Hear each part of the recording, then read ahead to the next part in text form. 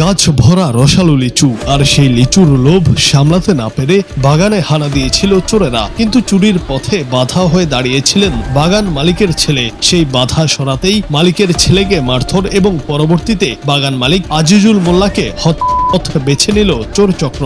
এমন অমানবিক ও অদ্ভুত ঘটনায় স্তম্ভিত ফরিদপুরবাসী। বুধবার বিকেলে ফরিদপুরের সালতা উপজেলার ফুলবাড়িয়া গ্রামে আজিজুল মোল্লার লিচু বাগান থেকে গোপনে লিচু চুরি করছিল পার্শ্ববর্তী সোনাপুর ইউনিয়নের চরবাংরাইল গ্রামের শাকিল মুন্সি ও তুষার মুন্সি। চুরির সময় বাধা দিতে গেলে আজিজুলের ছেলে আকরাম মোল্লাকে মারধর করে তারা। মূলত কোনো বাধা ছাড়াই যেন লিচু লুটপাট করা যায়, সেই পথ পরিষ্কার করতেই তারা এই পথ বেছে নেয় বলে অভিযোগ উঠেছে।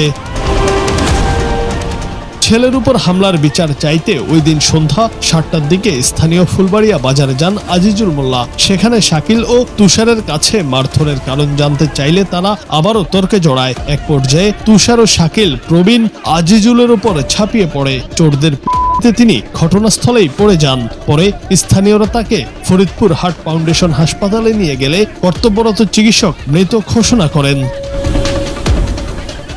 আজিজুলের মৃত্যুর খবর গ্রামে পৌঁছালে পরিস্থিতি উত্তপ্ত হয়ে ওঠে। নিহতের স্বজন ও ক্ষুব্ধ সমর্থকরা হামলাকারীদের বসতবাড়িতে ভাঙচুর করেছে বলে জানা গেছে। বর্তমানে এলাকায় দুই পক্ষের মধ্যে চরম উত্তেজনা বিরাজ করছে। নিহত আজিজুল ফুলবাড়িয়া গ্রামের গোপীনগর পাড়ার মৃত মনোমোল্লার ছেলে। চুরি করে আবার মানুষের প্রাণ কেড়ে নেওয়ার এই ঘটনায় এলাকায় ব্যাপক চাঞ্চল্যের সৃষ্টি হয়েছে।